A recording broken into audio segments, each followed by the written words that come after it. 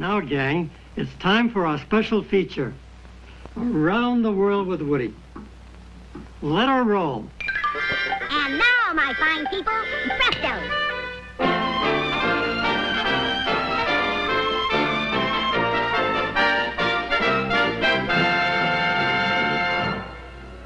Let's take a look at a modern whaling ship in action. High in the crow's nest, the lookout scans the sea. Then suddenly comes the familiar cry. There she blows. As he sights a whale in the distance, the harpoon gun is loaded and ready. And as the whale surfaces off the port bow, the gunner fires a perfect shot, straight at the huge target. The whale puts up a great fight as he churns the water into a froth with his powerful tail. And it's man against monster in a fight to the finish.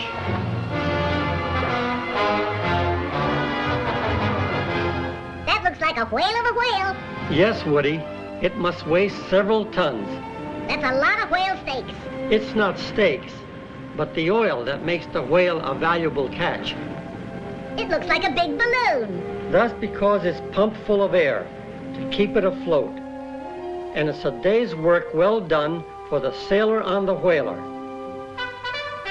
In America, it's possible for the boy from the little red schoolhouse to wind up in the great big White House, the home of the president. Many presidents were first vice presidents. One was Theodore Roosevelt, called the man with the big stick. Then there was Calvin Coolidge, known as Silent Cal.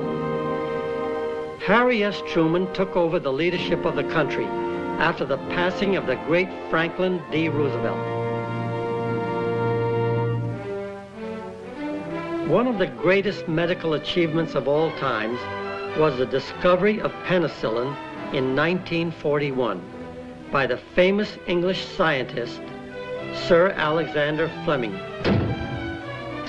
Easily produced in laboratories, this wonder drug has saved millions of lives in the past 20 years. What's that, a pizza pie? No, Woody, that's a slice of bread where the penicillin gets its start. It's produced from the common green mold that forms on stale bread or cheese.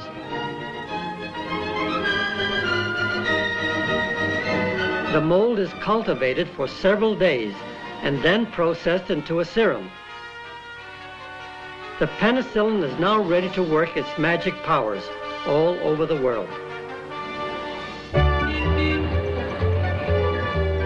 New York City's famous Great White Way owes its brilliance to the genius of the most prolific inventor of all times, the amazing Thomas Alva Edison.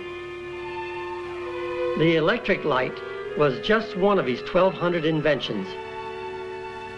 The phonograph was one of his most popular contributions to the world. Yeah, boss. He was the first disc jockey.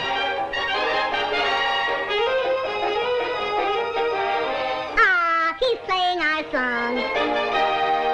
Here he is with the first motion picture camera. This is gay San Francisco before the fire of 1906. Those were the days. No parking problems. And they had their share of celebrities in those days. William Jennings Bryan, the silver-voiced orator. Andrew Carnegie, who donated the money for our first public libraries. Enrico Caruso, the great opera singer. And Lillian Russell, the famous beauty of the gay 90s. Bathing beauties were a photographer's favorite subject. Oh, boy. Get a load of those backwoods bikinis. Cars were a novelty in 1900. Highways were just a dream. Thanks to Mr. Edison and his motion picture camera, it makes it possible for us to look back on those good old days.